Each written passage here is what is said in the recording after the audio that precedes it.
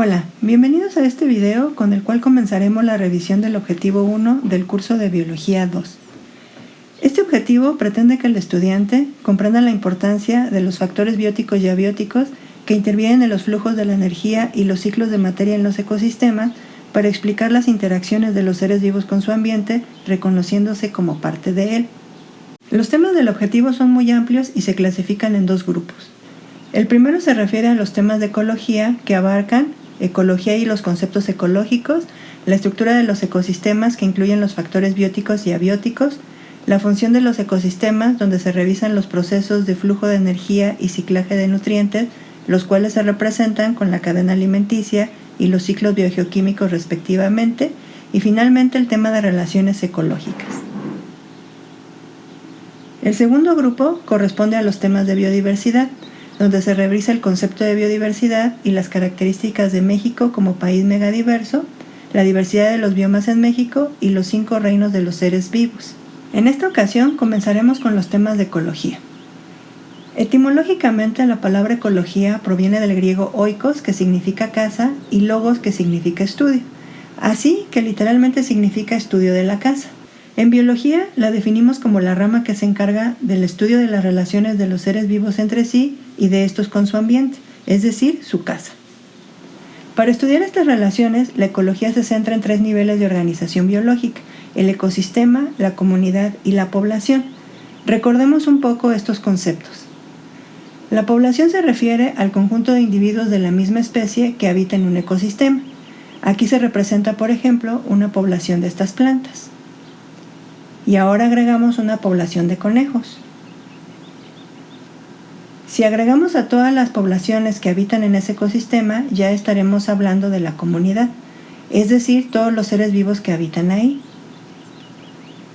Y si a esa comunidad le agregamos toda la parte no viva, como el aire, el suelo o el sol, ya estamos hablando de un ecosistema, es decir, todo lo vivo y lo no vivo que está interactuando en ese lugar. Con esto vemos que el ecosistema tiene componentes no vivos y componentes vivos. Los componentes no vivos se refieren al ambiente y les llamamos factores abióticos. Los componentes vivos son todos los seres vivos y les llamamos factores bióticos. A los factores abióticos también se les llama biotopo, e incluyen el sol, el viento, la tierra, la lluvia, etc.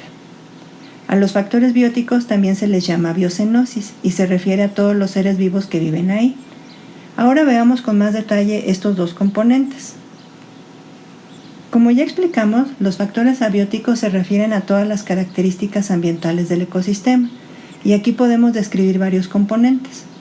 El primero es el clima, que es un conjunto de fenómenos atmosféricos que se clasifican en función de la temperatura y la humedad. Por ejemplo, podemos tener un clima cálido húmedo, como en la selva, y eso quiere decir que ahí hace mucho calor y llueve mucho. Otro ejemplo es el clima de un desierto o matorral, donde hace mucho calor pero casi no llueve, así que su clima se denomina cálido seco. O un bosque, donde el clima es templado semihúmedo porque las temperaturas no son muy altas y llueve medianamente. Otro componente de los factores abióticos es la temperatura, la cual se registra de 2 maneras.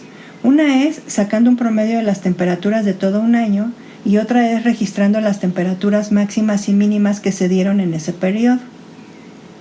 Aquí se ve, por ejemplo, que en este bosque la temperatura promedio anual fue de 10 grados centígrados, pero esa temperatura no fue uniforme, ya que hubo variaciones desde los 30 hasta los menos 20 grados centígrados. La precipitación anual se refiere a la cantidad de lluvia que cae en un año y se mide en milímetros. Cada milímetro de lluvia equivale a 1 litro de agua por metro cuadrado. Por ejemplo, en una selva puede llover hasta 4.000 milímetros anuales, comparado con un matorral donde solo llueve 400 milímetros al año, es decir, 10 veces menos. Otro componente de los factores abióticos es la humedad relativa, que se refiere a la cantidad de agua que hay en el aire en forma de vapor y se registra en porcentaje. El tipo de suelo también es un componente importante y lo podemos clasificar de acuerdo con el tamaño de las partículas que lo componen. Por ejemplo, suelos arcillosos o suelos pedregosos, entre otros. La altitud se refiere a la ubicación de un ecosistema con relación al nivel del mar y se mide en metros sobre el nivel del mar, que se abrevia MSNM. y vemos que tiene una estrecha relación con la temperatura. Como se ve en la imagen, entre mayor sea la altitud, las temperaturas serán más bajas, como cuando subimos a una montaña muy alta. En cambio, cuando estamos cerca del nivel del mar, como en la playa o la selva, las temperaturas serán más altas. Por último, describiremos la salinidad, un parámetro importante de medir en los ecosistemas acuáticos y que los clasifica en 3 grupos. Los ecosistemas marinos, donde la salinidad promedio es del 35%, como en un arrecife de coral. Los ecosistemas de agua salobre, donde se combina el agua de mar con el agua dulce, como en los manglares. Y los ecosistemas dulceacuícolas o de agua dulce, como los ríos. Ahora nos enfocaremos en los factores bióticos, que son todos los seres vivos del ecosistema, es decir, la comunidad. Para clasificar a los factores bióticos se utilizan unos grupos llamados niveles tróficos. Existen 3 grandes niveles tróficos: productores, consumidores y descomponedores, y a su vez los consumidores se dividen en primarios, secundarios y terciarios. Veamos cada uno de ellos. Los productores son los organismos autótrofos del ecosistema e incluyen a todas las plantas.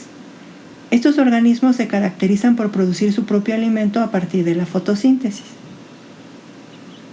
Los consumidores son todos los organismos heterótrofos que tienen que comerse a otros para sobrevivir. En este grupo se incluyen de manera general los animales y se distinguen 3 tipos. Los consumidores primarios, que se alimentan de productores, es decir, de plantas, y por eso les llamamos herbívoros. Los consumidores secundarios, que se alimentan de los consumidores primarios, es decir, son carnívoros que se alimentan de herbívoros. Y los consumidores terciarios, que se alimentan de consumidores secundarios, es decir, son carnívoros que se alimentan de otros carnívoros. En los descomponedores se incluyen de manera general los hongos y las bacterias. Ellos se encargan de degradar la materia orgánica en descomposición. Cuando un organismo del ecosistema muere, lo degradan hasta reintegrar la materia al ambiente. Para representar estos niveles y su presencia en el ecosistema, utilizamos la llamada pirámide trófica. En la base se ubican los productores, ya que es el grupo que se encuentra en mayor proporción y son el sustento de todos los demás niveles. Encima de ellos están los consumidores primarios, luego los secundarios y finalmente los terciarios en la punta de la pirámide. Los descomponedores no se ubican en ningún nivel en particular porque ellos actúan en cualquiera de los niveles cuando un organismo muere. Ya para finalizar, veamos 2 conceptos muy utilizados en ecología y que es indispensable distinguir claramente. Uno es el hábitat, que se define como el espacio físico donde habita un organismo. Otro es el nicho ecológico, que es el papel que juega un organismo en el ecosistema. Para mayor claridad, usemos el siguiente ejemplo que ilustra varios organismos en la sabana. Si nos enfocamos en el pasto de la imagen, veremos que su hábitat es la sabana, porque ahí vive. Y su nicho ecológico sería productor, porque es fotosintético y produce su propio alimento. En el caso de la gacela, su hábitat también es la sabana, pero su nicho ecológico es consumidor primario, porque se alimenta del pasto. Para el guepardo vemos el mismo hábitat, pero su nicho ecológico es consumidor secundario, porque se alimenta de la gacela. Así, vemos que estos 3 organismos comparten el mismo hábitat, pero tienen diferente nicho ecológico. Gracias a la información de este video, logramos revisar los primeros 2 temas del objetivo: los conceptos de ecología, niveles tróficos, hábitat y nicho ecológico, y también la estructura del ecosistema, distinguiendo los factores bióticos y abióticos. Los demás temas los iremos revisando en otros videos y actividades. Hasta luego.